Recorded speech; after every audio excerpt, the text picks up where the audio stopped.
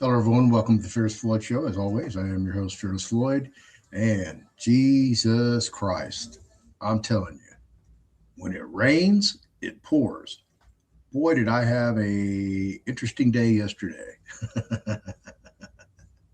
uh, Not at work, but information from potential guests. So I got overloaded within the last 48 hours. Man, remarkable conversations. So I have a guest coming on. We haven't spoke. I haven't asked him any questions. I don't even know anything about him. So I'm going to have him on and we're going to discuss 5 counties that are apparently private corporations, and we're going to go through all of that. Um, Daryl Link, if you are unfamiliar with Daryl, I did a multi part series on Daryl Link and the farmer's story regarding him being a targeted individual and having everything taken from him through what he called gang stalking, where all the governmental entities on all levels are all working in concert to effectuate an end goal, whatever that looks like. So I'm going to call this gentleman. He doesn't use smart devices, rarely gets on a computer. All he has is, I believe, a landline, he said. So we're going to do this through speakerphone, right? And some of the people that I'm going to be interviewing that I've been talking to, some are going to want to come out, some are not. So we're going to deal with it as it is. But I'm just trying to find you information that nobody else is covering. Nobody's out there talking about any of this stuff. I don't know why. Is what it is. Um, but I'm gonna try to do a marathon today. Keep everything under 2 hours. So let me get this gentleman on the phone so I don't eat up his time. And give me 1 second to get on the phone.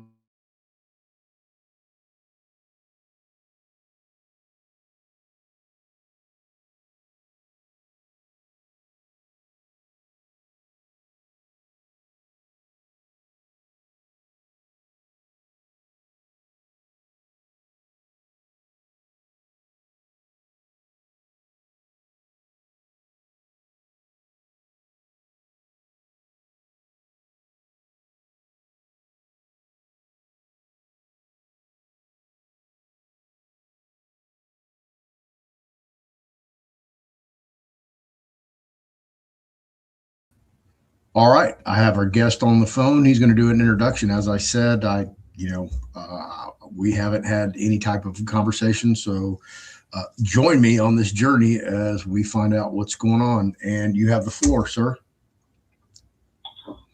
Hi, my name's Chief Kurt Riggin. I'm the chief of the Kikialis Nation from Washington, northwest coast of Washington, where we originated. Been a tribal attorney and a tribal judge for many years, and I've been doing research for more than half my life, and I've found some pretty interesting stuff in my years of research. So, and some people may be interested in it. Well, tell us about it.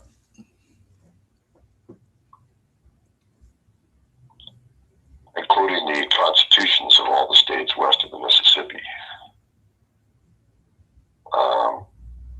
Back in 2000, I went to the National Archives looking for this Washington, Oregon, Idaho, Montana, South Dakota, North Dakota, Wyoming, Utah, Nevada, Colorado, New Mexico, or, most of, mainly the western states. And I went there with 5 people that were all pretty good researchers. And we went looking for these constitutions, and nobody could find them. Nobody.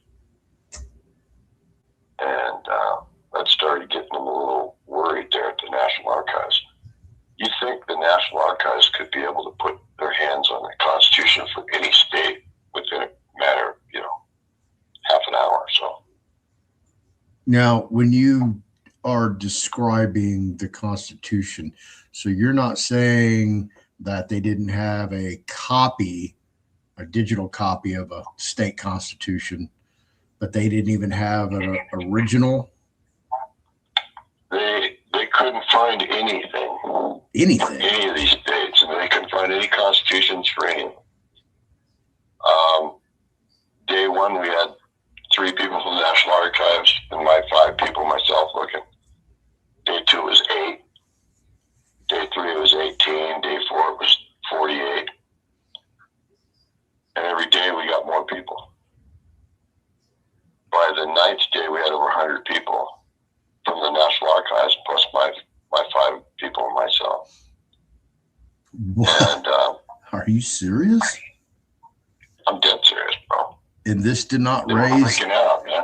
I would imagine the people at the National Archives weren't alarmed by this absence. They were having meetings every morning, and we were having more people looking, and they were actually having me help direct where to look, which I thought was kind of odd.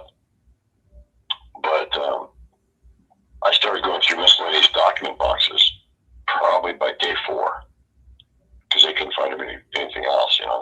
They kind of gave up on where to look. Right. They had 8,800 boxes. B had like 73, almost 7,400 boxes. And most of these boxes hadn't been open for 100 years. Wow. And that whole time, I'd go up there and they wouldn't even look at me. They'd go, here you go, here you go, here you go. Just hand me the box, right? And finally we get to like miscellaneous document box G37, which we went through thousands to get there. And all of a sudden I walk up to get the box and 3 guys are standing there with their arms crossed. And the little guy that's been handing me the boxes also has his arms crossed. What's that tell you? He goes, I'm sorry, Mr. Ewing has this box. Oh, really? So I walked over about 40 feet and said, Ewing, get your ass up here. He was one of my researchers. I said, this is Ewing. Mr. Ewing, do you have the box? He goes, no, I haven't seen G37. I don't have it. I go, you guys are lying. I said, why are you lying to me? He goes, well, we have to certify the contents of this box before we can show it to you. Well, when I first got to the National Archives with my 5 guys, we'd fly from Seattle all the way to D.C. We'd go to the National Archives. The guy at the door says, sorry, I can't let you in without a National Archives card. I go, where do we get that? He goes, on the 2nd floor. Have a nice day. Welcome to D.C. Move along. I'm like, how am I supposed to get a card on the 2nd floor? He goes, not my problem. Have a nice day. Welcome to D.C. Well, we just flew all the way from Seattle. We couldn't even get into the National Archives. Wow. So I looked up the number for the head of the National Archives, and oddly enough, he answered. I said, I'm looking for the head of the National Archives. He goes, that's me. I go, you answer your own phone? He goes, well, today. I go, well, I need your personal information, your home address, all that stuff. He goes, why would you need that? I said, because, well, me and my friends are here for, 2-3 weeks, and we've been trying to find these constitutions for several days now. And I said, now I think I found them. And I said, we're looking here, we came here to do research, and if we can't do research here at the National Archives, and we can't get into the National Archives to research, we're going to spend the time we got here just suing the shit out of you. He goes, well, I'll just take you up to the 2nd floor and get you your cards. I said, well, I'll buy you lunch. He said, well, that's not necessary. So he takes us up. We get our cards. 2 weeks later, the guy's just like, yeah, I can't give you the box. So I hit speed dial and I called the head of the National Archives.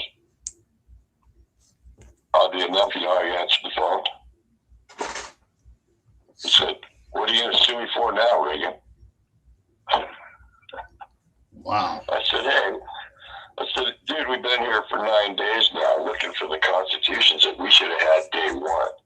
Yeah. All 50. And I said, now your boys are telling me they can't show me because they got to verify the contents. I said, you wouldn't even be looking for this box if it wasn't for me. Right. I said, if you want to verify the contents, you could do it looking over my shoulder. He said, you know, you're right. And all of a sudden I got two big guys on each shoulder that could pick me up with one hand. And a big box and a pair of white gloves. And I popped that box open, and here was every constitution for the state of Washington, Oregon, Idaho, Montana, South Dakota, North Dakota, Utah, Wyoming, Colorado, Nevada, New Mexico, Arizona, all the western states. And I found the constitution for the state of Lincoln. You ever been to the state of Lincoln? No. You probably have. You ever been through Kansas or Nebraska? I have. Then you've been to the state of Lincoln. Okay. Because originally, Kansas and Nebraska were one state known as the state of Lincoln. And the Kansas and Nebraska War took place, and they ended up splitting it into Kansas and Nebraska. But the significant thing about these constitutions that nobody really knows much about is they have several provisions in every one of these constitutions. Now, if you go to Colorado or any of these states and you ask for the constitution of their state, and for, say, Washington, it's 1878 Constitution, Colorado, it's 1876 Constitution, you will get a 45-page, 8.5 by 11 typed constitution. Do you see a problem with that?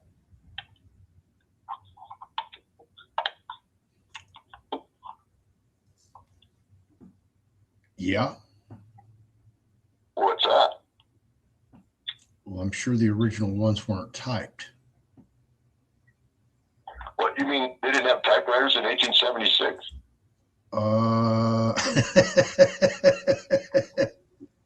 I don't think so. And they weren't using 8.5 by 11 in 1876 either. Oh, of course they were. So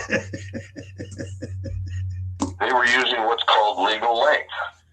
Right. You know what legal length is, right? Yeah. 8.5 all by 14. Mortgages, all deeds are done in legal length to this day, right?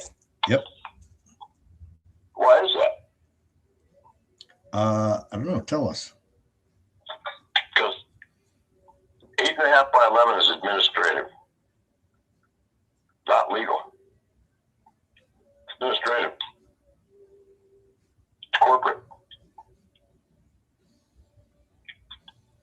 That's why they went to 8.5 by 11. Uh-huh. But legal length is still legal length. That's why all mortgages, all deeds are done in legal length. But so, like, you know, I went to the state of Colorado. I wanted to see their constitution. It's all, let's see, 45 pages, 8.5 by 11. Now, you know, the problem with that is the constitutions I found were handwritten, and they were 9 by 14, I believe, legal length. And they were all handwritten in cursive. Right. Now, why are they not teaching kids cursive today in schools? The dumbing down of America. That's so they can't know history. Yep. They'll never know the real history except what they're told. Absolutely. And here's the ring. These constitutions have, every one of them have the same provisions. One of them states that no politician can be reelected to any position whatsoever. Now think about that one. That's in all the states' constitutions? That's in all the state constitutions I found. The handwritten ones Okay. that are all written on vellum Okay. and all legal length. Yeah. One of the provisions is no politician can be reelected to any position whatsoever. Now think about that. Where would the Patty Murrays, the Schumers, the Pelosi's be? The Bushes, the Clintons. Yeah, all of them. Yeah. And then get this.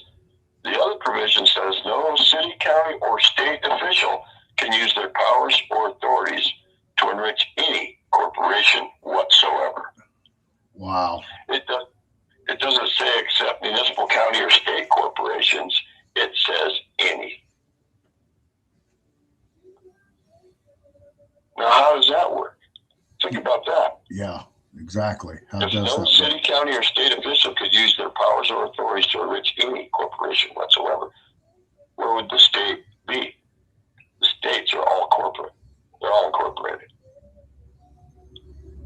And then you got the other one that says no. It says no corporation can have a standing body of armed men. Were you able to document these original? I got copies of all. Okay. Wow. But they raided my house not once but twice. No, you don't say.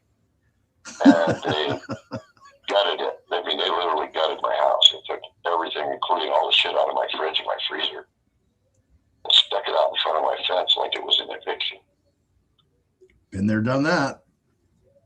Yeah. Well, they also, when I opened the door, because I didn't know it was them, two of them tackled me up against the corner of my safe and put a brake. I had a brake that went through my scapula and every one of my ribs. Straight line.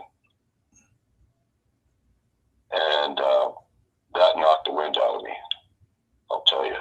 Well, I would think so, yeah. And then they cuffed me and drug me out to my front porch where they had it's like a Chevy Blazer, those $2,200 bumpers they got on the cop SUVs. Yep. They stuck my cuffs up against those.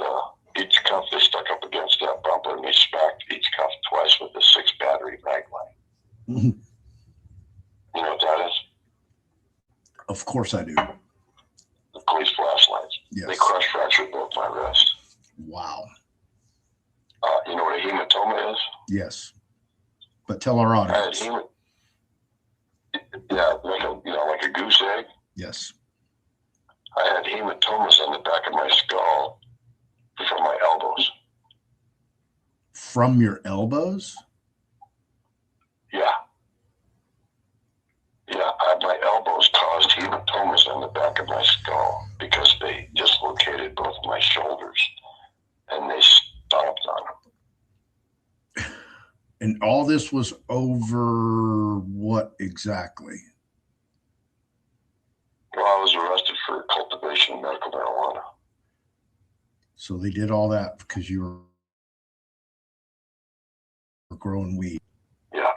Well, that and, I had been a problem for the state of Washington since the early 80s. And they didn't like me much because they couldn't win against me in court.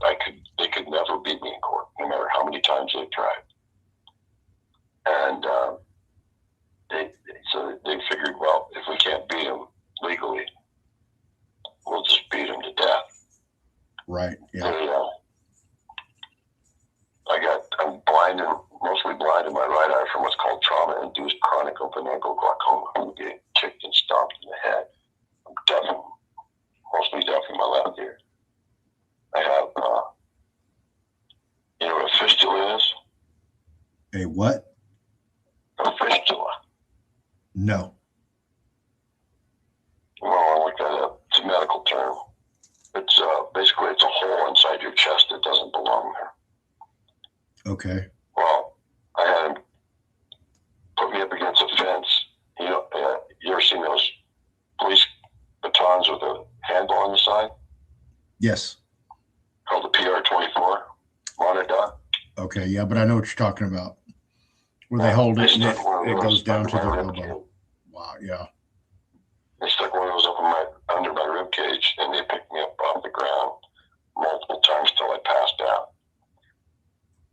And they caused 7 fistulas in my chest. One of them is the size of a silver dollar, 4 centimeters. It's between my hepatic artery and my portal vein. Wow. I have 2 that are 2 centimeters. The smallest one I got 17 millimeters. And my interventional radiologist told me that before you came along, the largest fistula in a living patient was 12 millimeters. He goes, and they only lived a short period of time. He goes, you have 7 fistulas. The smallest one you got 17 millimeters. You have 2 that are 2 centimeters and 1 that's 4 centimeters. He goes, these are not survivable injuries. These are fatal. He goes, you have part of your stomach and your lower intestine up in your chest cavity with your lungs. Oh, no. That's not survivable. He goes, that's unheard of. He goes, your liver is completely fractured in 2 pieces. What? You have a completely bifurcated liver. Yeah, they fractured my liver and completely bifurcated it by kicking me. I was shackled. They had me shackled and they were kicking and stomping. Oh, yeah. For, yeah. and remember, I was in prison for quite some time. I've seen it all. So, yeah, I know exactly what you're talking about. But, when he fractured my liver, he knew it. He kept kicking me in the liver. And finally, he goes, up. He goes, we're done. He says, we don't have to hurt him anymore. He's done. He says, it's just a matter of time. And, it was pretty, it seemed like a long, long time. They pulled me out of my office, my house and my office at about 7 in the evening. I didn't get to the jail till 1:30 in the morning. And when they finally took me into the jail, the guy that was in my house when they raided me, they set me next to him and he goes, what the hell, dude? What the hell did they do to you? Who are you? I said, screw you, Tyler. He said, holy shit, dude, it's you? He didn't even recognize me. Wow. He said, what the hell? What did they do to you, man? I said, what didn't they do to me? They hurt me bad, man. I'm hurt bad. I said, I don't know if I'm going to make it, bro. He goes, man. And they took me in front of the jailer and he goes, there's no way I can book this guy. He's covered in his own blood. He's not even recognizable. He says, you better clean him up. I can't book it, so we can all go to jail. And so they threw me in an ice cold shower from about probably 1:30, 2 o'clock until about 7 or 8 o'clock. And they made me take a bar of soap and scrub the blood off my clothes until my clothes were clean of blood, and they made me strip naked. And so I couldn't stand no more, and then they let me sit under the shower. But after about 8 o'clock, they let me out of the shower, and they put me into a drunk tank naked, soaking wet. You ever been in a drunk tank? I've been in everything. Double door, solitary isolation, rubber rooms. You ever find a drunk tank that had a mattress or anything to land other than a concrete slab? A roll of toilet paper for a pillow. That's it, bro. Yeah, if you get caught using that, you're in shit trouble. Been there. Yeah. Yeah, and they keep it, what temperature in a drunk tank? Oh, yeah, they keep it fucking freezing. 60 degrees. Fucking hey. Maybe 62 if you're lucky. So here I'm naked in a 60 degree drunk tank for drink, nothing. They all, you know, that the drunk tank toilet doesn't have a sink on it. Nope. And so, yeah, I wasn't inclined to drink out of that toilet. I have. So, yeah, for nothing. I got nothing for 2 days. And this is, I beat up, man. I was bleeding internally. I was in bad shape. But I was doing a lot of praying and a lot of meditating. Right. And they were freaking out because I wasn't shivering. I could hear him talking. He goes, "Is he dead?" He goes, "No, he's still kind of breathing." But he said, "I don't think he's going to be around long." They were pretty sure I was going to die, you know. And then after 2 days in the drunk tank, my sister kept coming to the jail and said, "I want to see my brother." They're like, "We don't know any rigging. There's no rigging here." She goes, "You're lying. My husband saw you dragging him out of his front door. He covered in blood." Wow. And he goes, "No, there's no rigging here." So the third day, she called the FBI. Well, it was the second day. And they told her to go down there. And if they don't find him, you call. Here's my cell number. He says, "You call me. I will come down there personally. I will find him in that jail. And if he's there," he said, "somebody's going to jail." And then so she went back in there and she goes, "I want to see my brother. I know he's here." She goes, "There's no Kurt Riggin here." She goes, "Well, then I'm calling FBI agent, Special Agent Zach over at the FBI, and I'm calling my friend Kathy Gertzen, who works for King 5 News." And they went, "Oh, Kurt Riggin. Oh, here he is." Miraculously, they found me. Yeah, must have just been count time, and they did inventory and found the collateral. And well, what's funny is the guy opens up the door and he goes, "This guy's still breathing." Only he didn't say it that way. Might as well have. And, you know, he used an expletive. And then I picked up my head and he goes, "This MFer is still alive." Because I picked up my head, you know. Breathing is one thing. Picking up your head's another. And every cop and every jailer came in and looked at my cell and they went, "Oh my God, that guy is tough." They could not believe I was still breathing, much less alive. Because everything they did to me killed everybody they did it to. And they made sure they, And you know. where did this occur?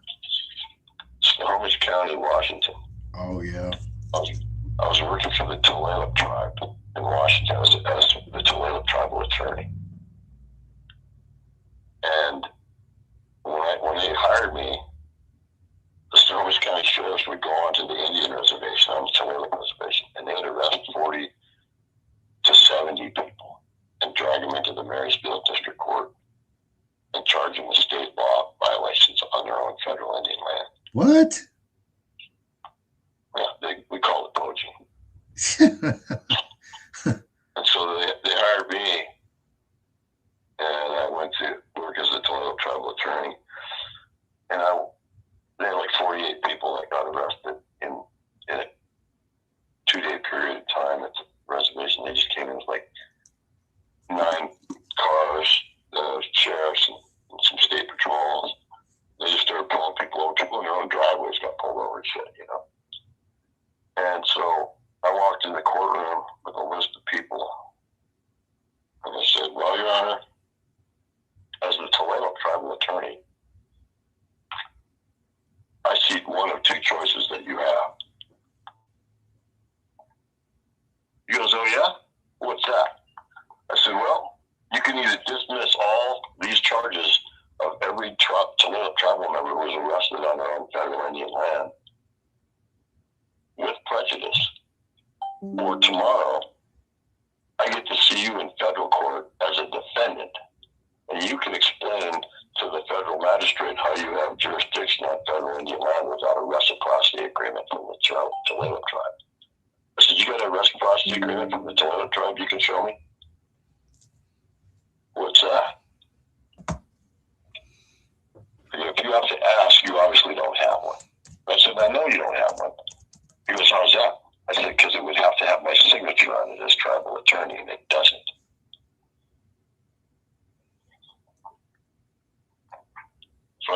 going to do here? He says, damn it, Regan, give me your list. He hated me. The cops would spit when I walked past him. They'd flip me off when I drove past my house. I'd be out checking my mail. And my neighbor was out there talking to her kid. Sheriff comes by and flips me the bird, two of them. She goes, are they flipping me off? I'm like, no, they were flipping me off. And she goes, why were the sheriffs flipping you off? I said it takes them a couple days to arrest 40 to 70 people, and it takes, quite a bit of time to do all that paperwork. She goes, yeah, so I go, well, I make it worthless in less than 5 minutes. 3 minutes, actually. I said I make them have to dismiss every charge of everybody, no matter what. And they don't like it. Well, now, when the sheriffs and the state patrol come up to the Toledo reservation, you know what they do? What's that? They have 2 Bearcats meet them at each one of the 2 entrances with 4 guys with AR-10s. You know what an AR-10 is? Yes. Tell our audience, though. With armor-piercing ammo. And they say, do you have a federal warrant? If you don't, you can all just turn around right now.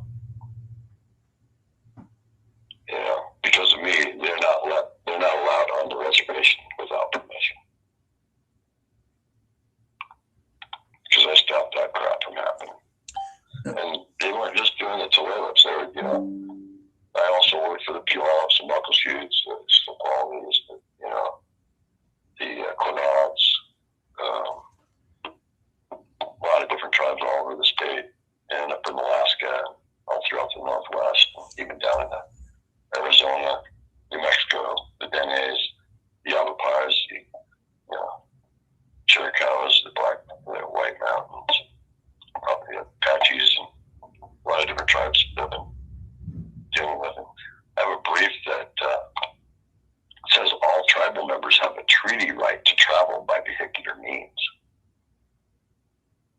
And you can sometimes, most of the time, you can find it on my website called Courtroom Kung Fu.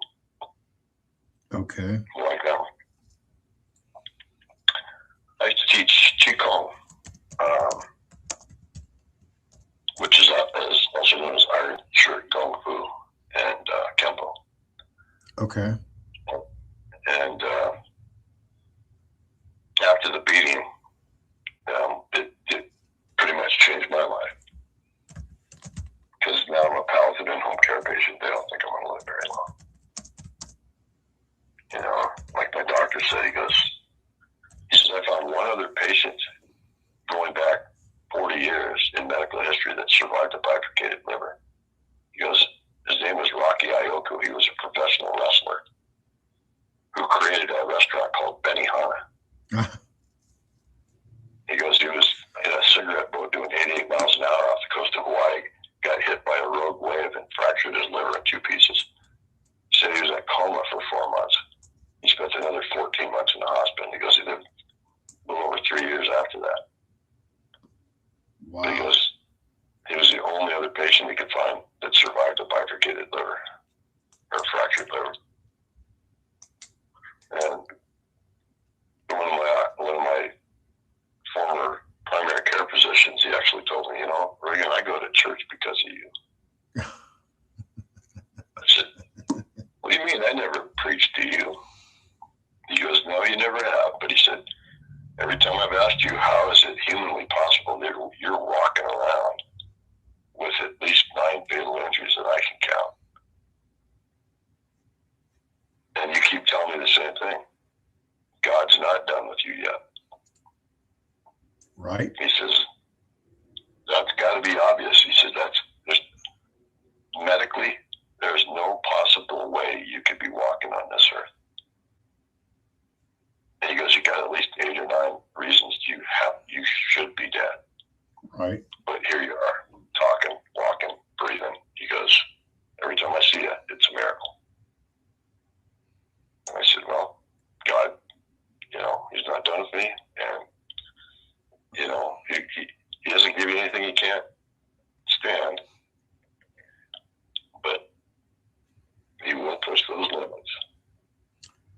Now, let me ask you this, because you said you're a tribal attorney. Are you a bar licensed attorney?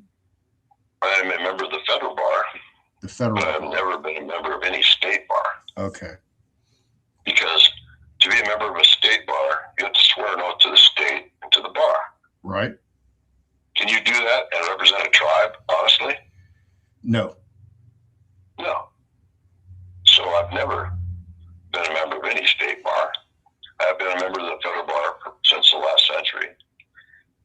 And a member of many federally recognized and non-federally recognized tribal bars.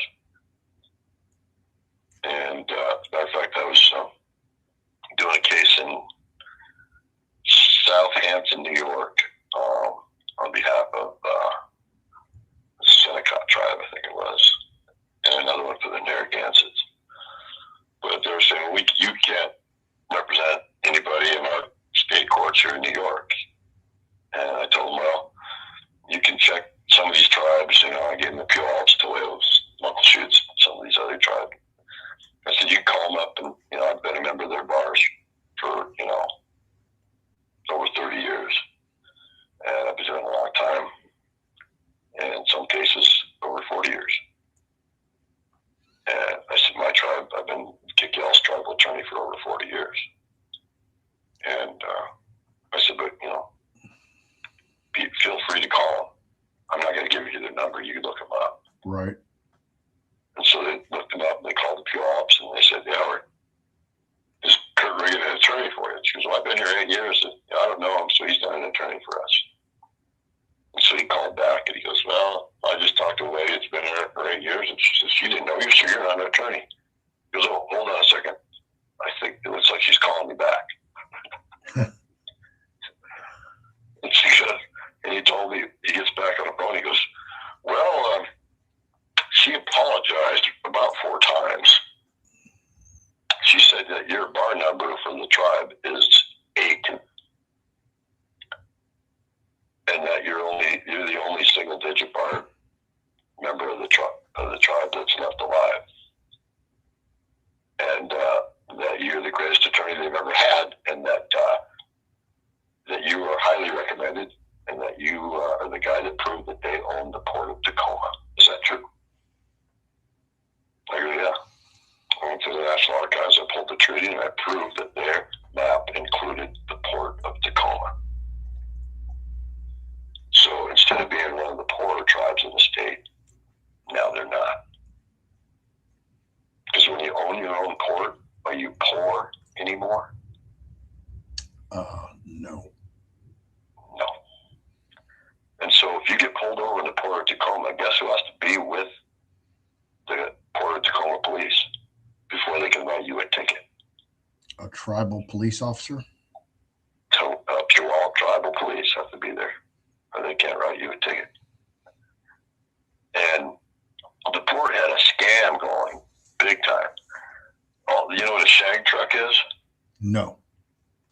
It's the trucks that shag the containers from the port to the place where they store them. Okay. You know what I'm talking about? Kind of like the mules that they use at airports to pull the planes around? No, way bigger, way bigger. But yeah. We're talking semi-size, containers that come in on the ships. Okay. Right? Yep. Well, they have all these different companies, and I think at that time it was 41 different companies or something like that were running shag trucks, shagging these containers. Well, do you know what that container is when they dump it on the back of your truck? You know what the weight of it is? What is it? I think 22,000 max, something like that. No, I'm not asking what the max is. I'm asking, do you know what the weight of that container is when they dump it on the back of your truck? Oh, no. Hell no. And so the port had a little scam going to where they would pull your ass over in a shag truck. They had these portable scales that were never accurate, ever. And they'd cite you for having an overweight load. Oh, no. And this was not on a public road. This is Port Road. And some of these companies were getting hit for 10,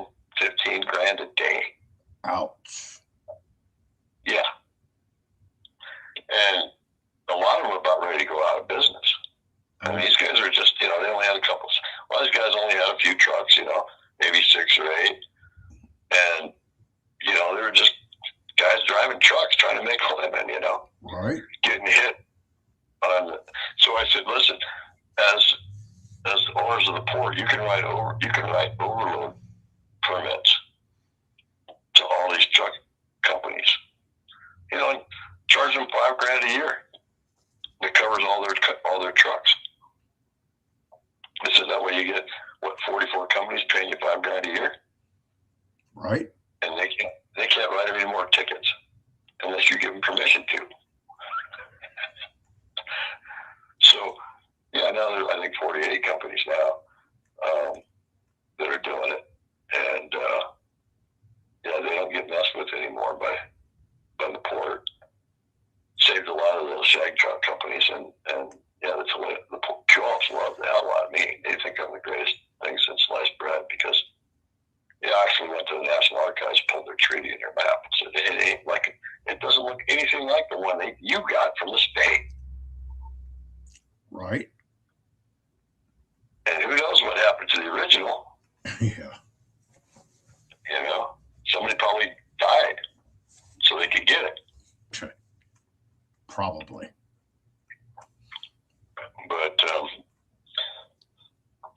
But yeah, if people knew that, and another one of the provisions of these constitutions is that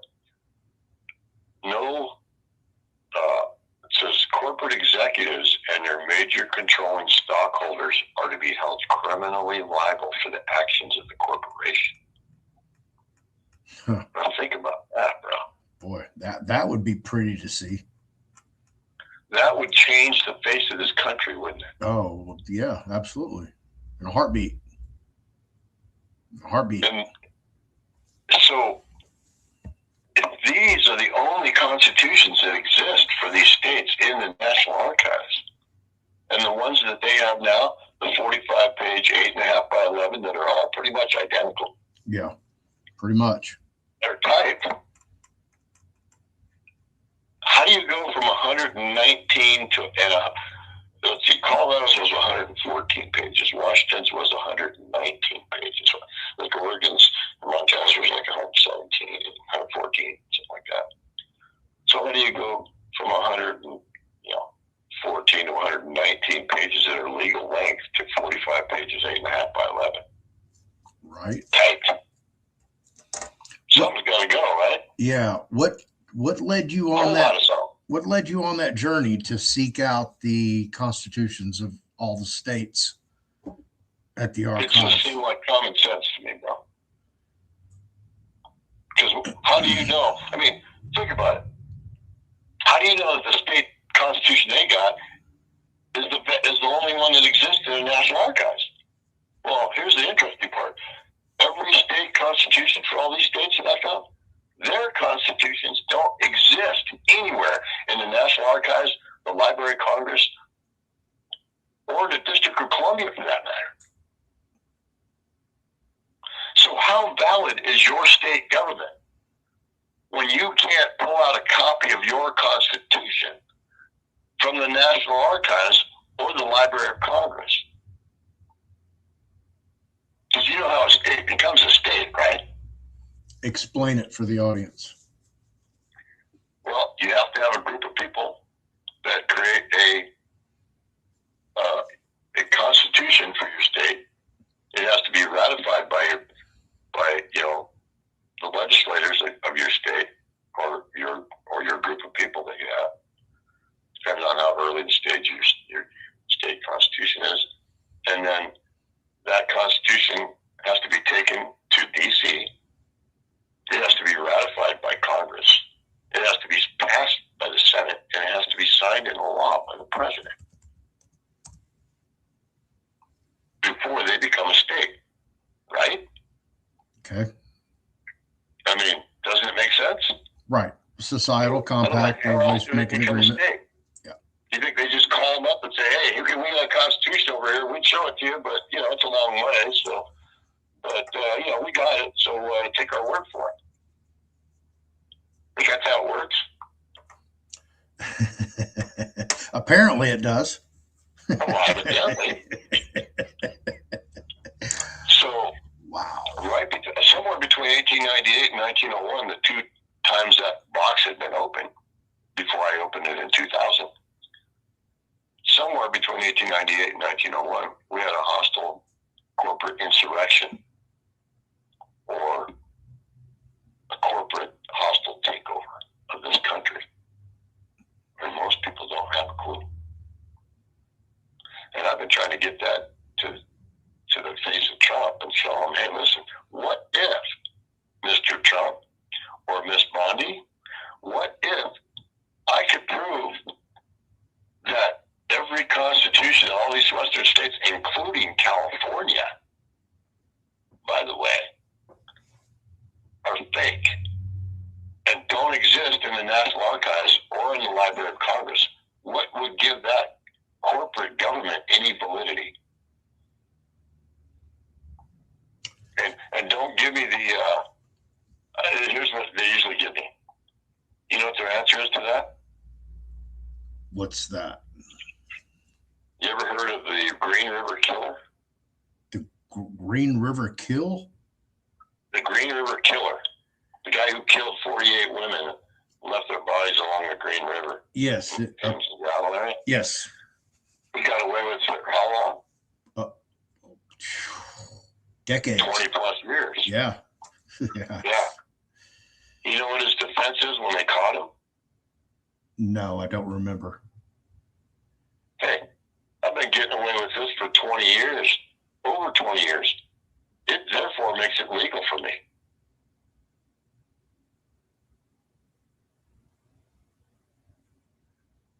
You think that worked? I don't think it did, but I don't think that one did. But he said, hey, I'm grandfathered in. I've been getting away with it for over 20 years, so therefore it's legal for me. And so when I ask him, how does this work? How do you have a fake constitution that the federal government doesn't have a copy of? That's typed 45 pages, not handwritten. And the only one I can find for your state makes you all criminals. It says no city, county, or state official can enrich any corporation whatsoever. They can't use their powers or authorities to enrich any corporation whatsoever. It doesn't say except municipal, county, or state corporations. It says any. okay. It says corporate executives and their major controlling stockholders are to be held criminally liable for the actions of the corporation. You know, that'd be all, right? Yes. It also says that no corporation can have a standing body of armed men. Well, what are these guys wearing uniforms and guns? Yeah. Seems like a standing body of armed men to me, right? It is. So let me ask you this. Corporate executives and their major controlling stockholders are to be held criminally liable for the actions of the corporation. Right. Now, let me ask you this, because, you know, that includes the governor. Yes, yeah, absolutely. All of them. What, you know, we know what the problems are. So where are there viable solutions that people can act upon to remedy the situations? Wake up, man. Wake up, people. Your whole state is based on a lie, on a constitution that the federal government doesn't even have a copy of. Now, I find that problematic. So what does it make it? What does it make their constitutions? If they can't produce a constitutional copy of it, if they can't get a copy of that from the National Archives, what does that mean? That they're all fraudulent. It means they have no legal authority, no legal force or effect. It's kind of like the IRS code. You know the IRS code? Here's something most people don't know. I've been using this to beat the IRS for 40 years now. Uh-oh. And I've never lost against it, ever. You know why? Because I used to have a copy of the 1939 IRS code book that my friend Mr. Ewing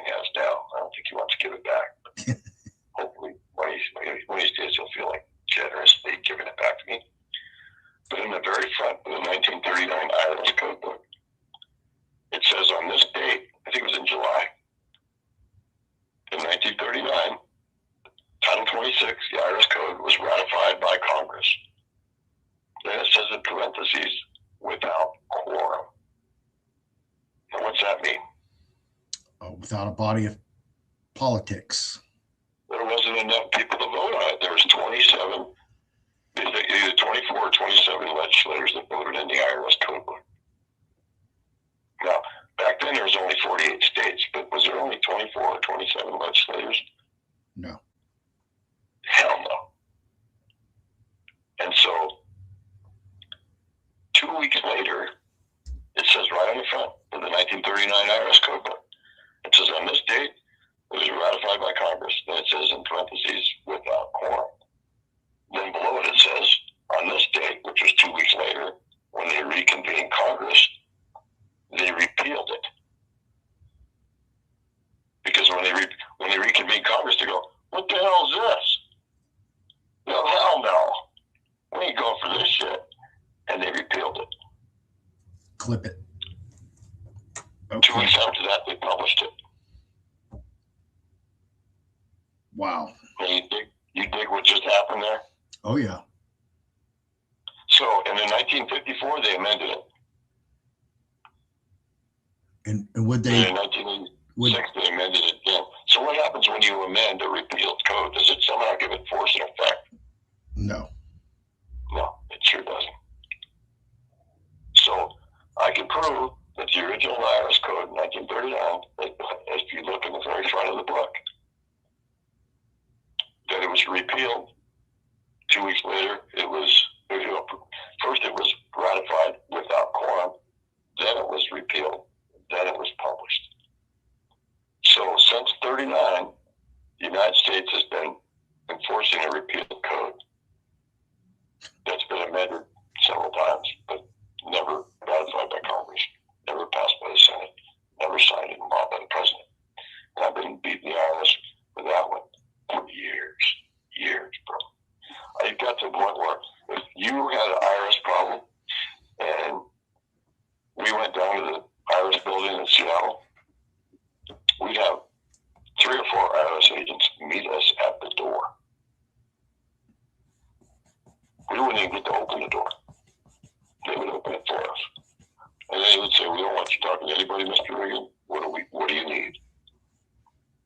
Because they made the mistake of making me wait in line behind 18 people once. Once. I got 17 people's cases thrown out.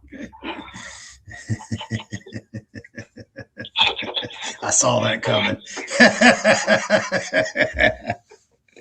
I didn't see that coming. That's so don't talk to anybody. We don't want you talking to anybody. You're welcome for in here, but please do not talk to anybody. And that's what I try to tell it. That's what I try to tell my audience. You have to be smarter than they are to the point where, as soon as you get there, they don't even want you talking to anybody. They don't even want you in the building unless they absolutely have to. No, because they got no answers. Yeah, absolutely. They got buckets. And see, I am going to get Tina Peters out of prison. Oh, well, that's an admirable. Now, that's saying something. Trump can't even do it. No. I can. And I will. Trump cannot. Because I can prove that the prosecuting attorney in that county violated Article 2, Sections 19 and 20, and the judge. So I got the judge and the prosecutor I'm working up a criminal complaint against. A felony information, actually. And they're going to have to probably convene a grand jury because I can prove that both the judge and the prosecutor committed 4 felonies. They violated Article 2, Sections 19 and 20 of the Colorado State Constitution by demanding cash only, $500,000 cash only bail. And all you got to do is know the difference between singular and plural. Right. When did you learn that? I learned it. I can't tell you when. I've dropped out of school, but somewhere along the line I did learn it. I never went to kindergarten, so I learned in first grade on the res, and I still remember it. Well, and it's just simple, man. Under Article 2, Sections 19 of the Colorado State Constitution, it says the state shall provide sufficient sureties, but may accept cash in lieu of bond except for capital offenses. So what that says is the only time they can demand cash-only bail in the state of Colorado is if you're looking at life in prison or the death penalty. Yep. And Tina Peters, they cannot give her the death penalty or life in prison for her charges. Otherwise, they would have. Oh, yeah. Well. And so by demanding $500,000 cash-only bail, they violated not just Article 2, Section 19, but Article 2, Sections 19 and 20. No. Because 19 says that state shall provide sufficient sureties, and, cash only. Is that singular or plural? Right. Let me ask only gives you the clue, right? Yeah. It's singular. Let me ask so you. I tell the judge, what is your excuse? What is your excuse to demand $500,000 cash-only bail when it's a clear violation of Article 2, Sections 19 and 20 of the Colorado State Constitution, which is perjury of your oath, official misconduct, malfeasance, misfeasance, nonfeasance of office, and contempt of the Supreme Court? How do you hope to avoid these charges? Now, you think they can keep her in jail? That the judges and the prosecutors who put her there are going to be in jail next to her? No. How bad do you want to keep her there? You're going to be her Sally's? Yeah, right. We can arrange that. Put y'all in a group dorm. Exactly. And so I don't know how they're going to argue their way out of this one, bro. Let me ask you this. To vet whether or not the states are subsidiaries of the United States Corporation, could you file into the United States Federal Court of Claims using that and get them to determine whether or not the states are corporate subsidiaries? Ooh, well, that's why we do a little bit of this, brain trusting. Right. That's a good idea. What I've done in the past, the reason the reason I'm high up on the list that they people who don't like is back in 1984. Right. If you got pulled over in Washington State with no license, no insurance, or no registration, guess what happened to you? They impounded your car and they took your ass to jail. I was going to say something similar to that. Are any of those arrestable or impoundable offenses? No. Not under federal law. So here's the problem with that. Back then, state of Washington they impounded over 1 million cars and arrested over 1 million people in 1 year for no license, no insurance, no registration, and driving while license suspended. That's another one.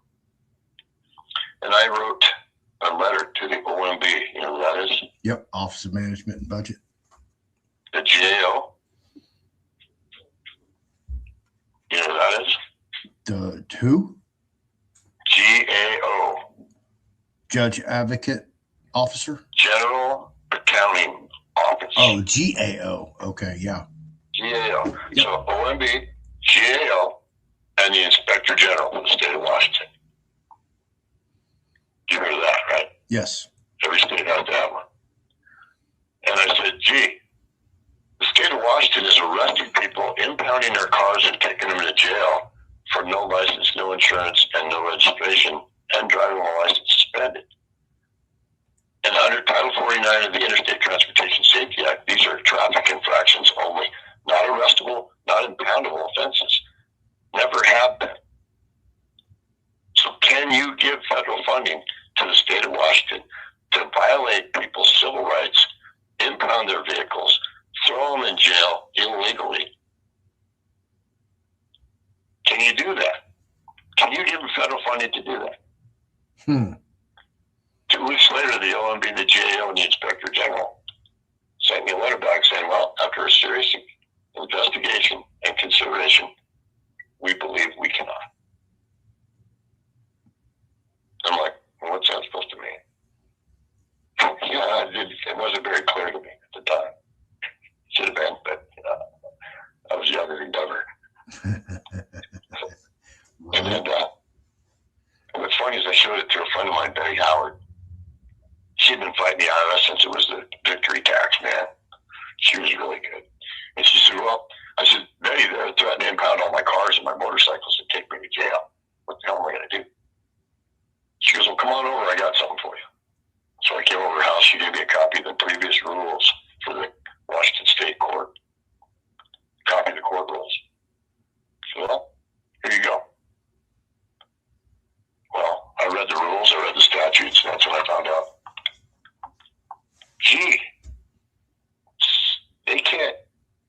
and get away with what they're doing.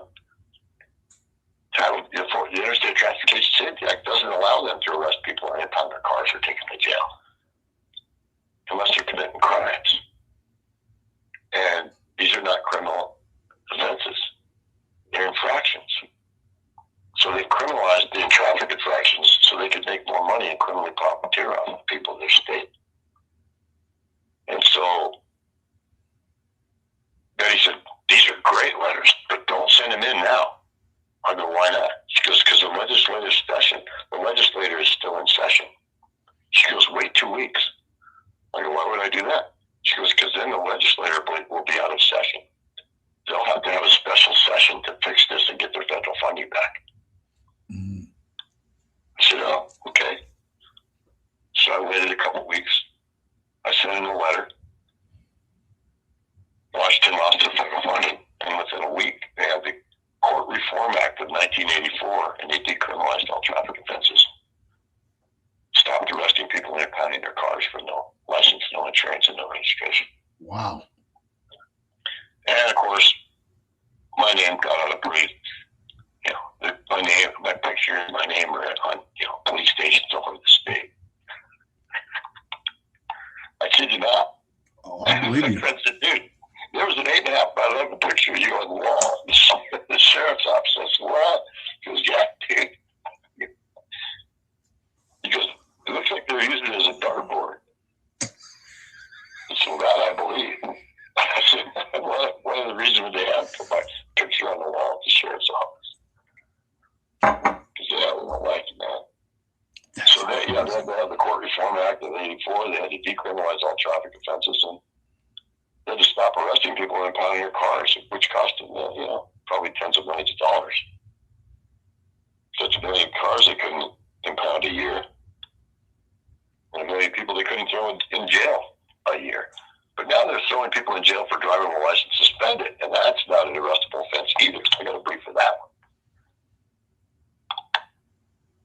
But they do that in all the states. A lot of these states do that crap. People don't have a clue. Do you help individuals? Say what? Do you help individuals who need assistance? Do you do consultations? Yeah, I mean, I try. I mean, but mostly I do tribes and tribal members, but yeah, I do help people that are not tribal members as well. I have a brief for regular people it's just a right to travel brief for anybody who's not transporting passengers, commodities, or livestock for hire on the roadways. And, so as long as you're not in commerce on the road, you're not legally required to have a license, insurance, or registration.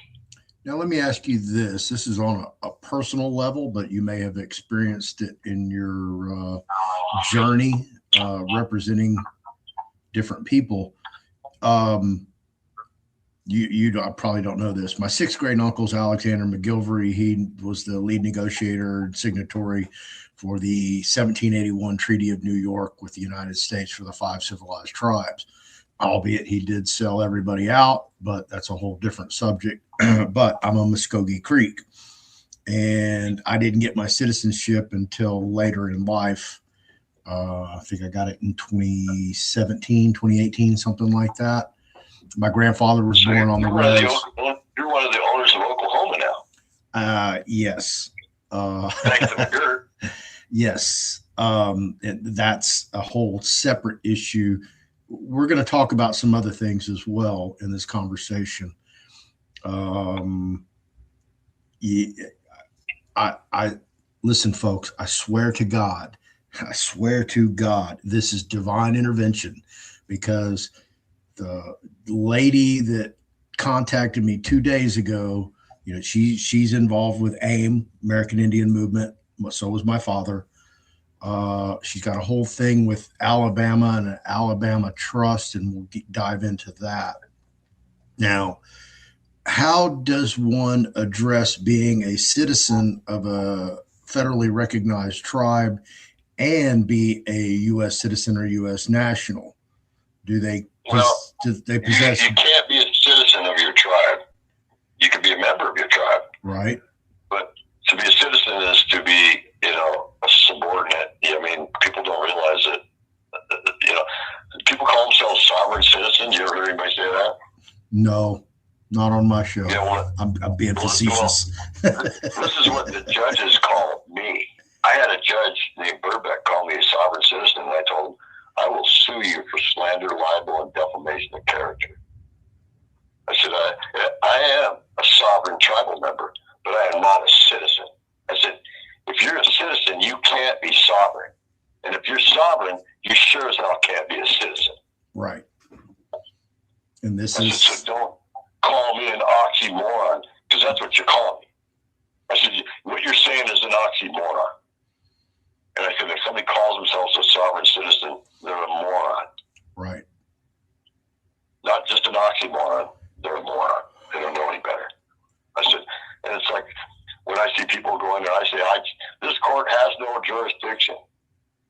You ever seen that work for anybody? Very few. Nobody. Nobody. You know what does a judge do when you say that to them? They refute it. No. They put you in cuffs, bro. And why do they do that? I guess. To prove a point, right? Well, yeah, obviously that. So here's what I teach people. You never go in and say this court has no jurisdiction, because you're shooting yourself in the foot. You go in and you say, Your Honor, the plaintiff, and you point at the prosecutor, has woefully failed to invoke the jurisdiction of this honorable court. Now, is that telling the court they have no jurisdiction? No. Well, kind of. Yeah, well, I mean, they're all on the same team, but yeah. Saying the same thing, but one is considerably more respectful, isn't it? Right, yeah, you're not calling the court out. You tell a judge you don't have jurisdiction, he's going to throw your ass in cuffs just to prove he's got jurisdiction, isn't he? Yes, absolutely. I've seen it 100 times. So, yeah, you never tell them they have no jurisdiction, because they do. That's a dumbass move. You tell them the plaintiff has woefully failed to invoke the jurisdiction of this honorable court. You drive a wedge between the prosecutor and the judge. And then you start hitting the prosecutor with questions that they don't like answering. And when the judge responds on behalf of the prosecutor, which they often do, because most of these prosecutors are morons, and they can't respond to legal argument. And so the judge will answer on behalf of the prosecutor. You know what I do when they do that? What's that? I said, Your Honor. Or, no, I usually don't say Your Honor. I say, Sir or Madam, if you're going to speak on behalf and represent the plaintiff, then why don't you take off your robe and step down and sit next to him so there's no illusions here? Don't pretend to be the judge while you're answering on behalf of the plaintiff. You see why they love me? Yes. I don't let them get away from shit. And you ever had a judge tell you, you say one more word, I'm going to give you 30 days in jail for contempt? Oh, yeah. You ever heard that? Oh, yeah. What did you say? I didn't say anything. They never told me. Oh, but if they did tell you, what would you say? Depending on the circumstances, but probably nothing, right? yeah, I don't know. My mouth gets me in trouble a lot, so. You want to know what to say? What should we say? You want to know what I say? What do you say? I say objection. That's a word, right? You going to jail me for objecting? You know what they just say then? They say, you say one more word. One more word, I'm giving you 60 days in jail for contempt. What do you say then? You object again? You want to know? I say, is this a civil or criminal contempt you're threatening with? I'm pretty sure I have a right to know. Criminal contempt. I said, great. I appreciate that. I'm going to apologize right now. What? I said, have you ever read the contempt statutes of this state? You can only hold hold me in criminal contempt long enough to correct my contemptuous behavior. So the minute I apologize, I have thereby corrected my contemptuous behavior as per the statute. Right. Or have you failed to read the contempt statute to this state? Because I haven't. I definitely haven't. And so you apologize. I mean, I've seen guys do a year in jail because they refuse to apologize. Right. And I told them, dude, all you got to do is apologize. They got to let you go. I'm never going to apologize to that asshole. Then you got to do 364 days in jail. I don't care. Can't fix stupid. No. You sure can't. Or just plain mule-headedness, Yep. If that's where you want to be, go for it, bro. I said, but, they can't get me out of jail quick enough. When I got thrown in Snohomish County on I think it was a $25,000 cash only bail. I had my friends, my paralegals, and my friends send me packets. So by day 3, I had packets waiting for me. And each one of them had like a couple hundred copies of briefs. One is my cash only bail brief.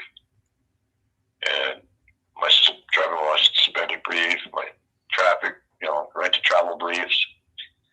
And I get in the general population. I go, anybody want out of jail? Well, that got their attention. You think you'd get anybody's attention if you walked in and said that? Anybody want out of jail? Well, that's pretty much all of them. Right. I said, nobody gets out for free. You got a candy bar, juice, ramen, whatever you got. If you got nothing up, you better have a good story. But everybody gets out today. Wow. I said, cash only bail line up on this side, everybody else on the other side did.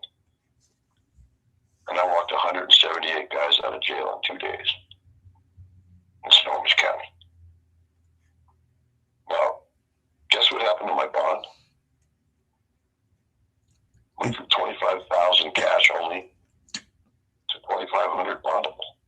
Really? Well, how long do you think they want you in jail when you're walking out 178 guys in 2 days? Oh, I'm sure they want to take you in a back room and beat the shit out of you. They already did that. They're not allowed to do it twice. Evidently. Yeah. Because they didn't. But then by that time, the FBI knew I was there. My sister, so they really couldn't. By that time, their window of murder was up. The 2 days I was in that drunk tank were the days they had to kill me. And they knew I was going to die. They just figured it was a matter of time. He was going to bleed to death internally. Right. But when my body temperature got dropped down, it kept me from bleeding to death. It saved my life. Oh, wow. Yeah, because my body temperature was around 62 degrees, something like that. And yeah, it kept me from bleeding internally to death. Wow, how crazy. Yeah. But, when God's done with you, you're done.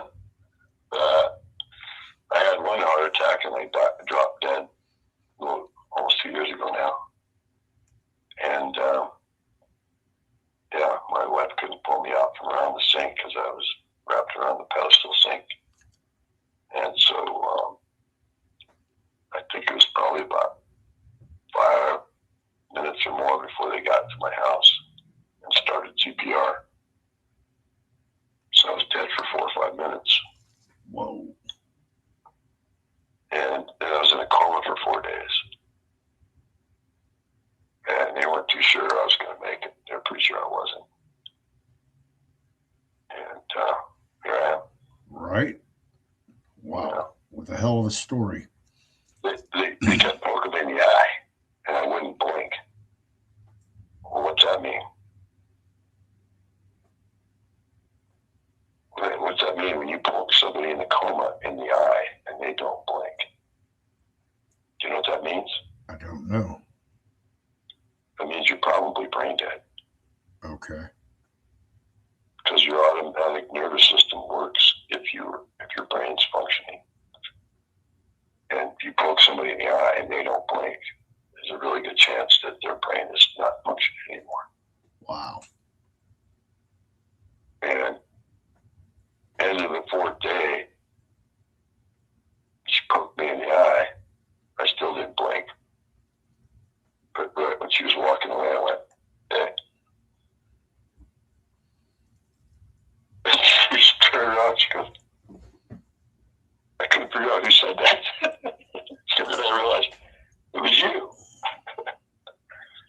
So I realized you obviously weren't brain dead. You said, hey, when I poked you in the eye. The next day I came to, I didn't know who the hell I was or where I was. Right. My wife says, you're the sweetest person I ever met. She says, I've never seen anybody so sweet. Then when you started getting mean, I knew you were coming back. Get me out of here, damn it. Right. For days, you were all, honey, sweetie. She goes, you know who this is? I go, I think she's my sweetie. I didn't know. That's crazy. Okay. Yeah, the Lord has a way of, straightening you out and keeping you around. If you're not done yet, you ain't leaving. Yep, this is true. No matter what the doctors say. Yeah. Even if the doctors say, what the hell? I mean, when I first went in the hospital, they wouldn't even talk to me for 4 hours. I sat in there for 4 hours in a massive amount of pain, feeling like dying. And I mean, nobody came in and said shit to me for 4 hours, bro, in an emergency room. And I mean, I was dying. I knew it.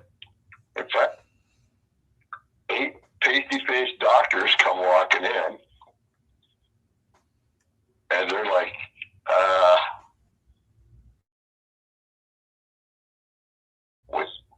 we don't know what to tell you. You can't be alive medically. And we don't understand how the hell you're walking and talking. But here you are. We don't know what to do for you. And finally, they figured out that I looked like I was in liver failure. My eyes were yellow. My skin was gray. But every time they tested me, they said, well, your liver functions are normal. We don't understand. You look like you're dying of liver failure. Right. But your liver functions are normal. Well, they figured out the 4-centimeter fistula, the size of a silver dollar, that was between my hepatic artery and my portal vein, was allowing the blood to go around the 80% piece of my liver. Wow, that's nuts. Go, it blew up my portal vein to about 4 centimeters, which normally it's about the size of a pencil. And so, on my chest, I had a spot that was 4 to 5 degrees colder than the rest of my body for years. And nobody could figure it out. So you could take a little laser and the rest of my body would be 98, and that part would be 94. And they figured out finally after before they did the surgery, they figured out that the blood was going around my 80% piece of my liver through that 4-centimeter fistula. And so they went in through my throat, my artery in my throat, and they put a plug the size of a silver dollar in the middle of my chest. Next day I turned pink, from gray to pink, because it forced the blood to go through my 80% piece of my liver that had been fractured. So I'm still alive, but 5 years later now. But good old Edward's trying to call me. He's telling me to get on home. But yeah, I've been beating the courts for a long time, and I've just been using their own court rules. I don't use sovereignty, arguments. I don't say I'm a sovereign citizen. I'm not saying that shit. I am a sovereign tribal member with a treaty. That I have. All treaty tribal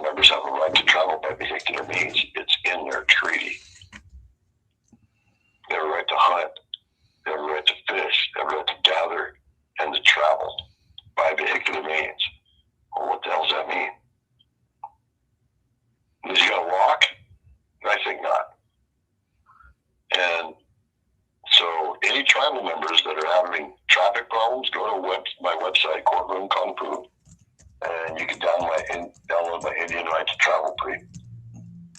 And courtroomkungfu.com. courtroomkungfu.com.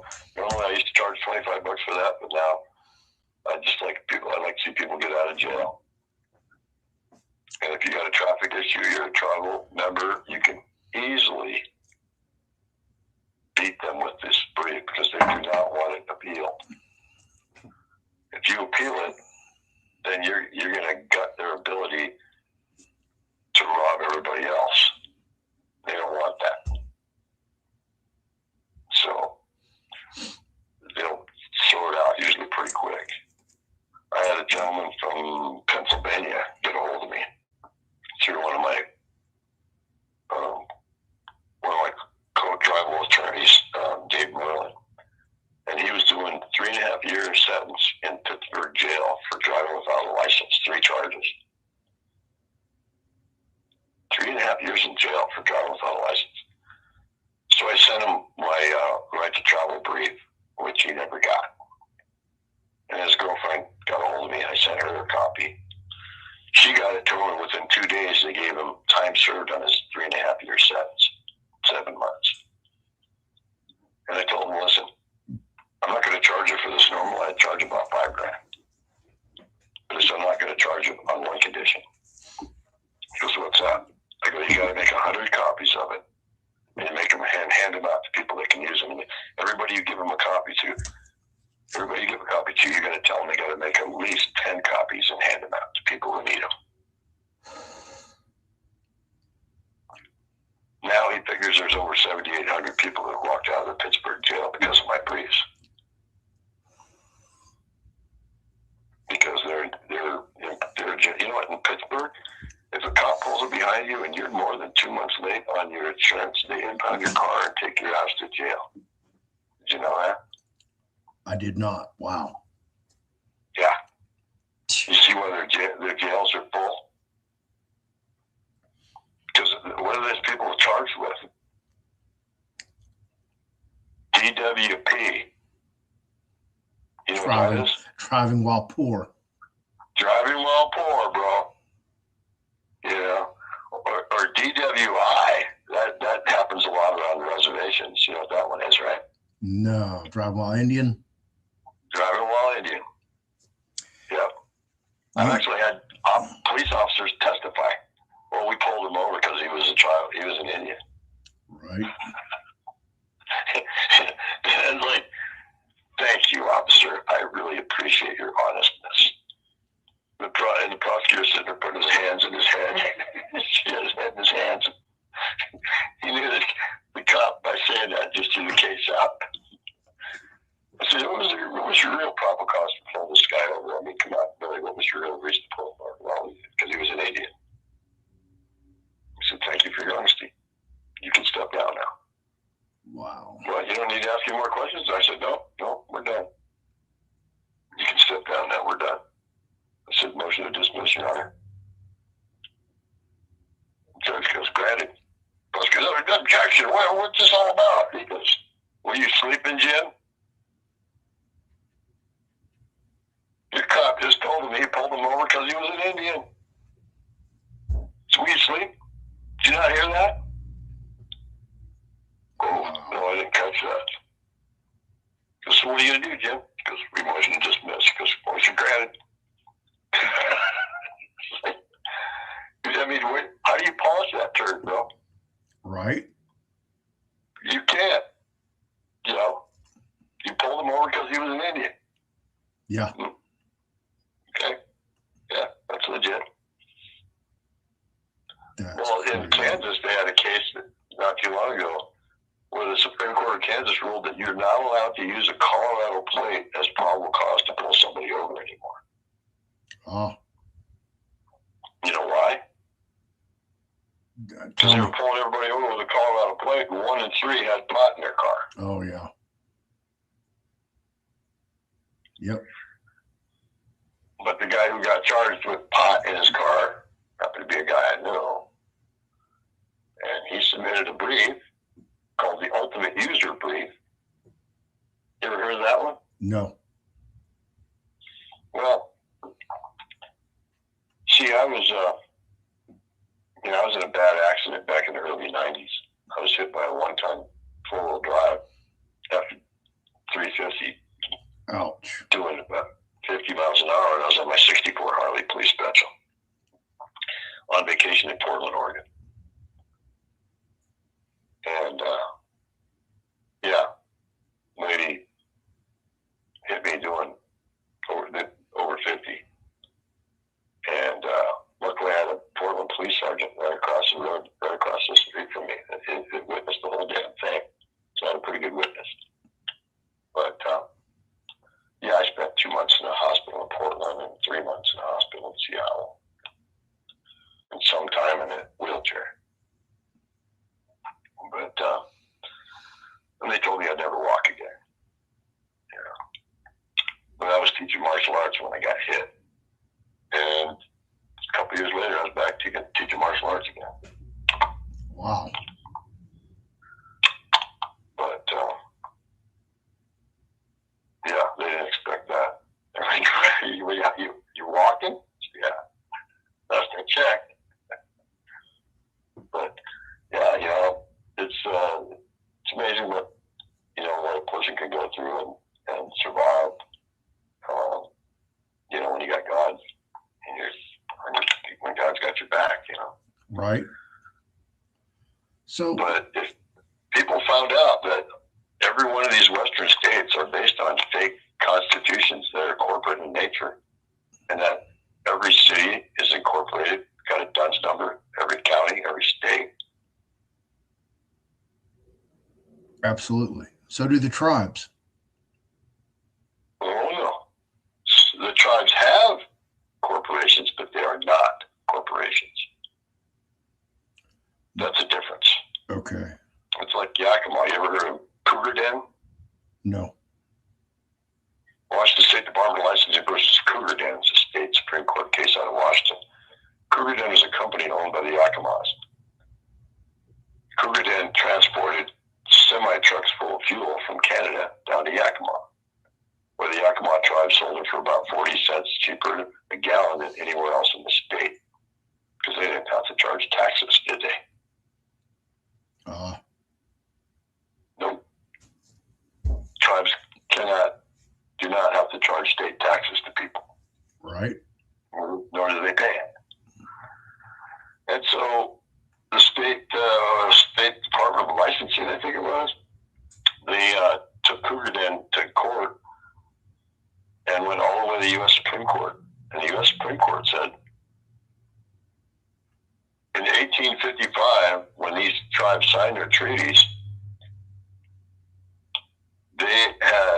in their treaties, they have a right to travel by vehicular means, hunt, fish, gather, on any public lands.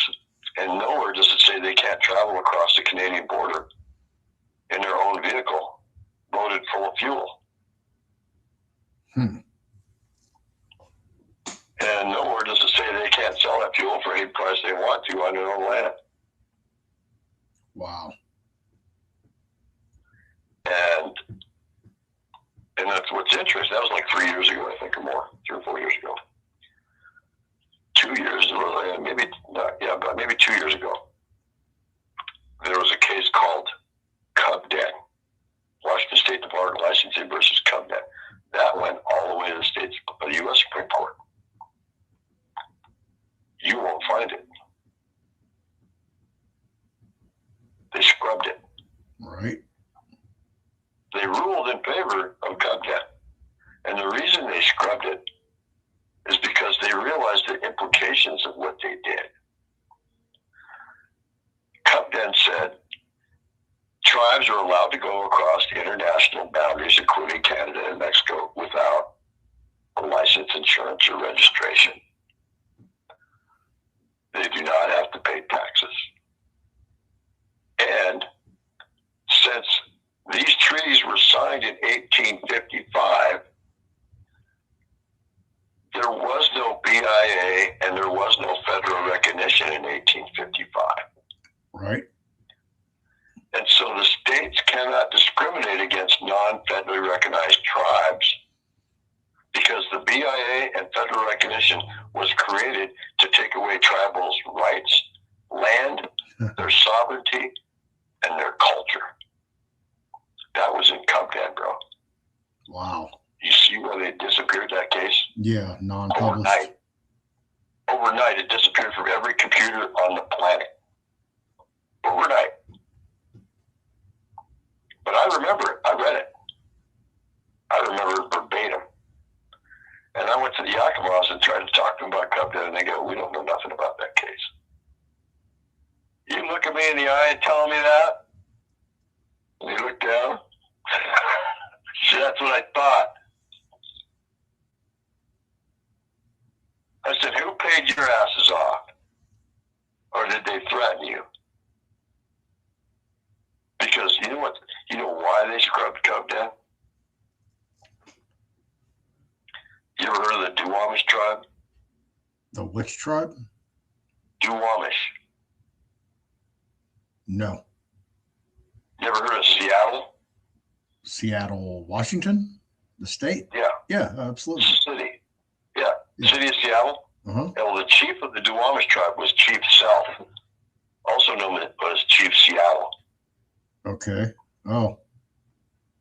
So the tribe, whose major city is named after their chief, is not federally recognized. Now, I got him federal recognition for almost 2 weeks. Took me a long time, took a lot of work. And you know what happened? What's I that? think it was a week after Bush got into office, he unfederally recognized him, just like that. And you know why he did that? No, why's that? Because he realized the implications of what I did. When I got the Duwamish federal recognition, under the treaty, the Duwamish owned the port of Tacoma. Excuse me, they owned the port of Seattle. The Duwamish River, the port of Seattle is on the Duwamish River. And they owned the port of Seattle. So they did not want a non-federally recognized tribe owning the port, especially the port of Seattle, so they unfederally recognized them.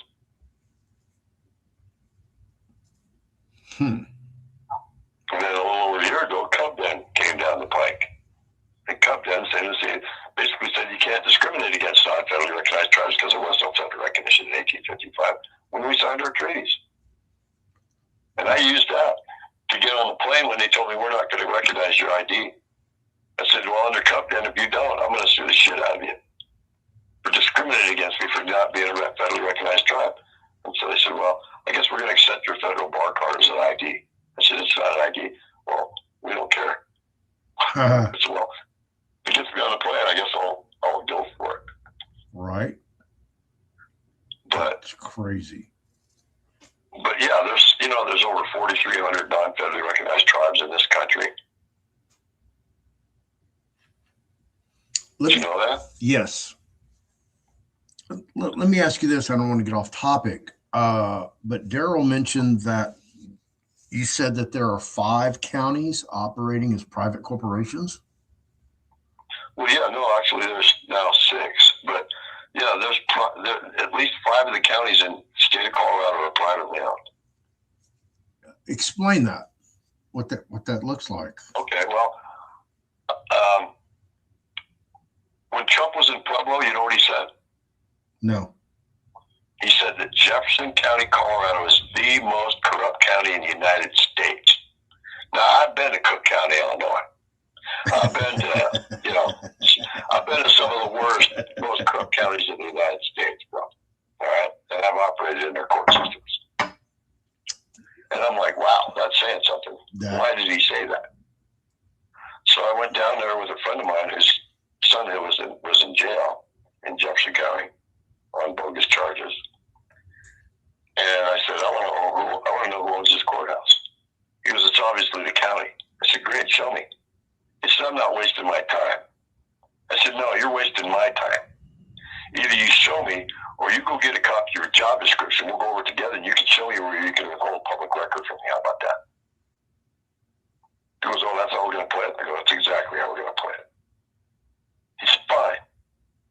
He's all mad, punched up on the computer. He turned white as a ghost, man. I mean, he turned 4 shades white.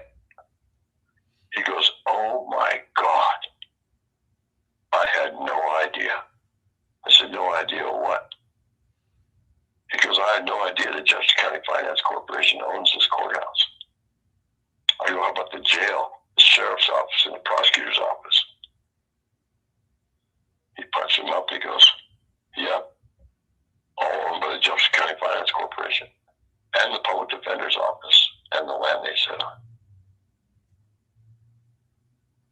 And who owns that? The Jefferson County Finance Corporation is owned by the Jefferson County Economic Development Corporation. Which is owned by who? Well, the CEO of both of those is the CEO of XL Energy, XL Minnesota, Southern Energy. He's the CEO of 36 energy corporations. Ben Folks III. He's probably one of the most richest, most powerful men in this country. That nobody's ever heard of. That nobody's ever heard of. My friend on my tribal council, who's former Delta Force colonel, he said Ben Folks got his own hit squad. He said people that cause Ben Folks accidents, that cause their problems, have terrible accidents. Every one of them. Wow. He goes, and they're all accidents. Some are horrific, like, like concrete truck run into your car kind of accident. Or your plane crashed. Or a plane crash, yeah. He said they all have accidents, every one of them. They love plane crashes, folks. So whenever you see a plane crash, there's probably some ulterior motive behind a passenger or passengers on that flight. And it doesn't matter whether it's a private plane. And I'm not saying the Greg Biffle tragedy in North Carolina is part of that, but they love plane crashes. They love them. Yeah, because they're nothing, not much to clean up. Yeah. And it's usually it's 100% fatalities with plane crashes. Yeah, no, there ain't no survivors from plane crash. Yeah. Wow. And if you do survive, well, God's definitely got your back.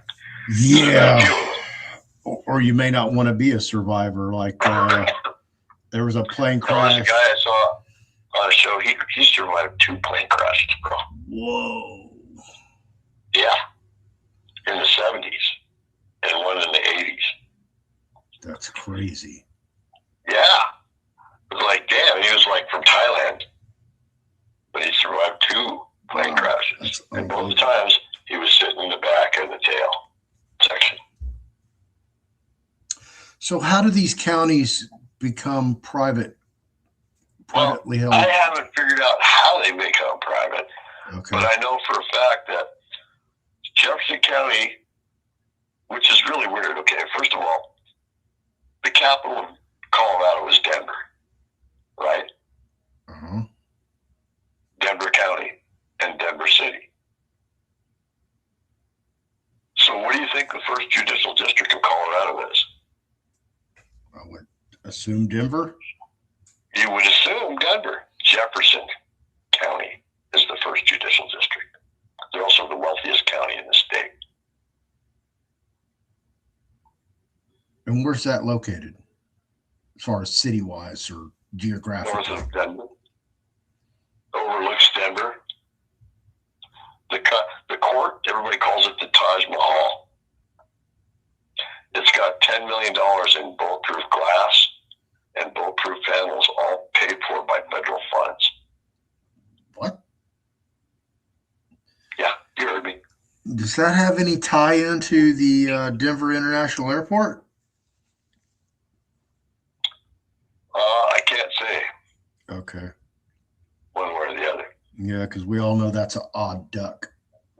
It's a little more than that. They spent $900 million pouring the damn runway on a farmer's field because they had to redo it 3 times, according to them. Yeah, right. Cost overruns.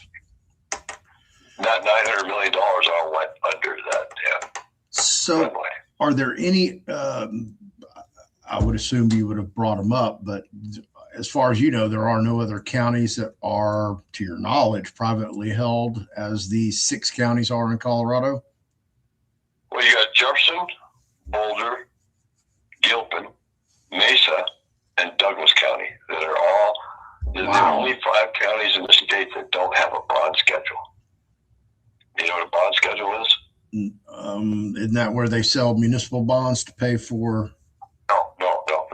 Okay. That means if you're arrested for second-degree assault, the bond schedule says the maximum bond can be $8,000. Okay. Okay. If you're arrested for third-degree assault, the maximum bond can be $5,000 max. Okay, that's a bond schedule. Okay. 59 counties out of 64 have bond schedules. 5 do not. Mesa is one of them. Where Tina Peters is in prison, right? They don't have a bond schedule. Why? Because they're a privately owned county. They also use pretrial services. You know what that is? Yes. Once you bond out, you got to take piss tests. You got to go in and, play the monkey. Yeah. You're on a leash for sure. Alcohol ever alleged in any charges. What's that? How come there's only 5 counties that do that? Because they're privately owned. They just happen to be. And I had Judge Burbeck in Jackson County tell me, federal court has no jurisdiction over Jefferson County Court. And I slapped my forehead with my open hand. You ever do that? A lot, believe it or not. When do you do that? When do you do that? You have an epiphany. Or when you do something what? Stupid. Really stupid. So he told me I can't find Article 2, Sections 19 and 20 of the Colorado State Constitution. I slapped my forehead with my open hand. He got all worked up. You could see him getting all pissed off. He goes, the federal court has no jurisdiction over this, over the Jefferson County Court. Slap my forehead with my open hand again. Because I'm an Article 3 court judge. Slap my forehead with my open hand. He got so worked up because he realized he just told me he was the federal judge. And I don't know if he's smart enough to know this, but I have had a federal bar card since the last century. And I know what an Article 3 court judge is. I've been before hundreds of them. And he ain't one of them. He's a county court. He's not even a district court. He's the lowest form of judge in the county. And they call it the combined court. You ever heard of a state that homogenized the jurisdiction of a court of record with a court not of record? You ever heard of that? No. Yeah. They do it here, bro. Wow. Jefferson County is called the combined court. So is Mesa County. Combined court. What's the authority to homogenize the jurisdiction of a court of record with a court not of record? What's the authority to combine courts? Wow. There is none. That shit don't exist. But they do it here, and they have been doing it here a long time. And it's those 5 counties that all have combined courts. Are you familiar with Tanawa Downing? Who? Tanawa Downing. Have you ever heard of him? No. Okay, I'll introduce you to the back channel. The Bat Channel? The back channel. Oh. Yeah. Yeah, we'll talk about that. There's several things I want to talk to you about that I don't want to talk about on this show, on this recording. We have about 10 minutes left in this for a 2-hour segment. And I definitely want to have you back on and talk to you more at length.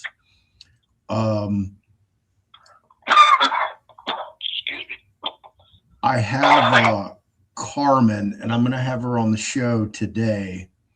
We're working out scheduling. That's what I've been doing behind the scenes. So it's a podcast, or? Yeah, it's just a 2-hour show I do on YouTube, Rumble, Odyssey, everywhere really. This is live.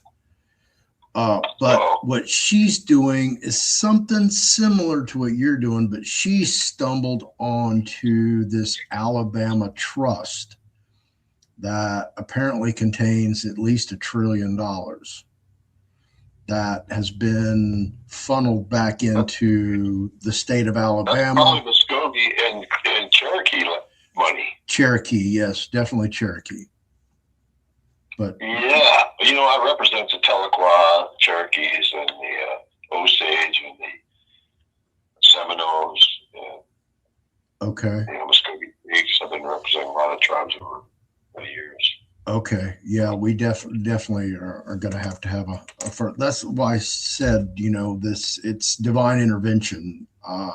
When I try to drive the car, I'm a horrible driver. So I gave the keys to my creator and said, just lead the way every day and let's see where we go. And it's been quite the adventure. So, I tell people there are no coincidences, that things happen for a reason. Oh yeah, no, that's for sure. I mean, yeah, many times I should have been dead, and because of one thing or another, somebody helps me out, or divine intervention, whatever. I've been. Yep. I went to a palm reader when I was a kid, and the first time I walked into her, my friend was getting his palm read, and he'd do it every time on his birthday. He'd go get his palm read, and she'd tell him his fortune and all this shit. And I was out smoking a doobie, waiting. We had a couple girls waiting for us. It was both of our birthdays. We both had birthday on the same day, and so I said, damn, he's taking too long, so I just snuck in there. I know she didn't hear me going in there, and trying to get his attention. And she starts looking up at the ceiling, looking all around, and looking around and going, what's going on here? And she turned around and looked at me and she goes, you, I just turned 18, right? She goes, you know your destiny. Get Michael and his thug angels out of my house. And I'm like, what? She told me, you have an army of thug angels following you around. I need you to leave my house now. I never heard the term thug angel. You ever heard that term before? No. I said, thug angel. And she goes, if you could see them, they look like thugs. I'm like, whoa. That scared the bitch. A thug angel. So they got like face tattoos, piercings. She said I had an army of thug angels following me around. And I'm thinking maybe she could be right, It freaked me out. I'd forgotten about it, but it kind of came back. But yeah, I won't forget that term, thug angel. I never heard of that, thug angel. Really? Do those words belong together? I don't know. Apparently they do. Would not surprise me. But I guess if you were looking at Michael, I bet you he's a bad looking dude. He was a hell of a warrior. And, he did a lot of battles for the Lord. So, I'm pretty sure he's not somebody that you would not be intimidated by. Right. If you could say, Absolutely. So I'm definitely, according to one gypsy, I'm protected.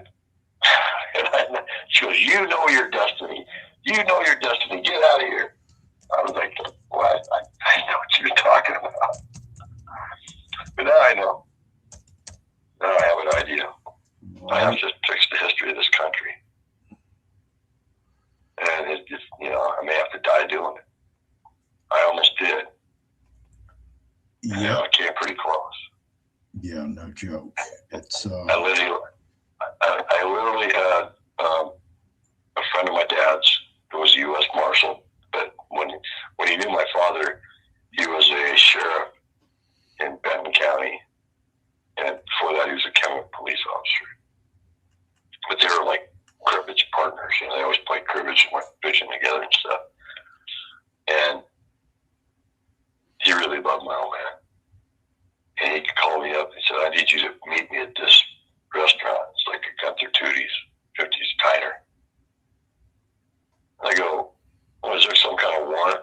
He goes, I'm doing your old man a favor, you little shit. I said, okay, I'll see you. I didn't know, He just said, he didn't tell me who he was. He just told me he was U.S. Marshal. So I go and hang out at this restaurant, and he comes in and throws this big black package in my lap.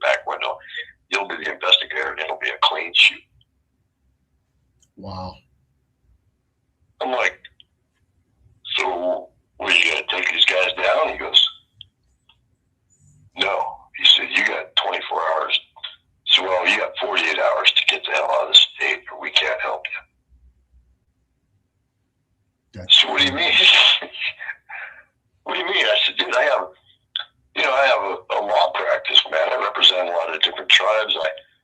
I have an antique refinishing shop that specializes in Steinway pianos in Edmonds. I have the busiest espresso stand on Broadway in the Baskin-Robbins 31 Flavors parking lot. So I can't just leave. He goes, yeah. I got a collection of cars and motorcycles. What am I supposed to do? He goes, none of that shit's any good if you're dead, is it? Right. Absolutely. Yeah, you got a point there. I said, well, I got a recording of them. I said, well, what if I just shoot it out with these pricks? He goes, oh, really? You going to shoot it out with their 100 backup officers too? Wow. Yeah, no, probably not. He said, no, definitely not. Yep.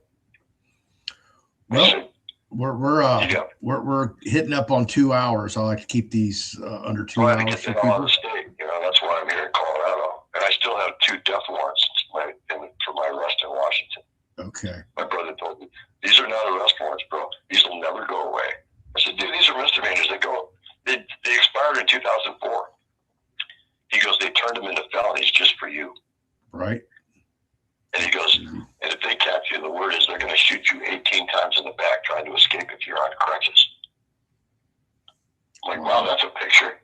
Yeah, isn't it? I'm like, yeah, you're kind of a kid. He goes, no, dude. He goes, they gave you 9 fatal injuries and you didn't die. Next time they're going to double up. They're going to make sure you're dead. He goes, you say, yeah, he's still moving. They're going to reload and pump and empty both clips in you. Yep. Well, so we don't go to Washington. Yeah, don't go to Washington. I've got a hard deadline here. I've got to cut it off. We have less than 2 minutes. Good talking to you, brother. I will have you back on. If people want to contact you, they can go through courtroomkungfu.com, correct? Yep. Okay, there you go. I have it up on the screen for you guys. If y'all want to reach out to him, I'll definitely have him back on the show. I don't know when yet. Like I said, this was impromptu, so we will have him back. So where are you at? I'm in Houston, Texas. I got a case I'm working down there involving a guy named Stuart White. I'm going to get him out of prison. And he's in TDCJ?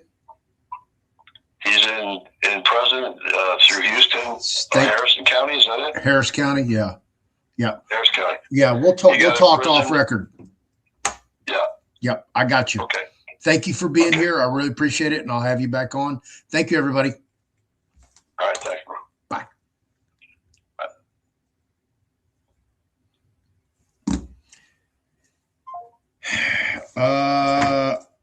Tentatively scheduled, and I got to be out of here in 40 seconds. I will have Carmen Shepard on, real big in the Native American movement. Like I said, this is divine intervention. I didn't create this. Later this evening, I have scheduled from 7 to 9 Central Standard Time, Secret Societies by the Numbers. You want to tune in for that one. You think this was a fascinating show? Wait till you hear that one. We'll probably have to bail off YouTube and go talk about adrenochrome at length, in depth. Got to